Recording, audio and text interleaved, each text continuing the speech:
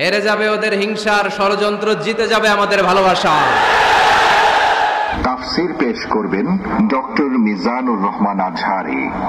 সিলেটে একটি বিশাল তাফসীরুল কোরআন মাহফিল অনুষ্ঠিত হতে যাচ্ছে, যেখানে আলোচক হিসেবে উপস্থিত থাকবেন বিশ্ববিখ্যাত ইসলামী ব্যক্তিত্ব ডক্টর মিজানুর রহমান আজহারী। এই মাহফিল 9, 10 এবং 11 জানুয়ারি সিলেট এমসি কলেজ মাঠে অনুষ্ঠিত হবে।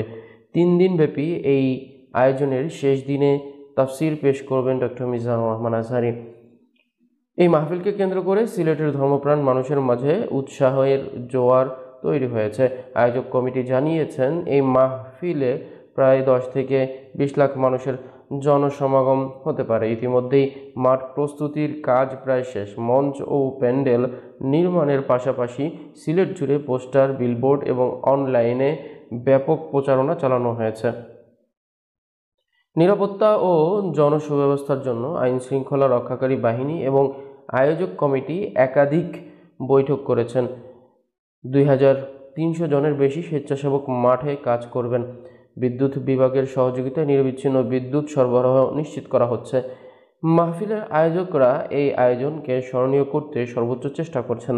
তারা সকল ধর্মপ্রাণ মানুষকে মাহফিলে অংশগ্রহণের জন্য আমন্ত্রণ জানিয়েছেন।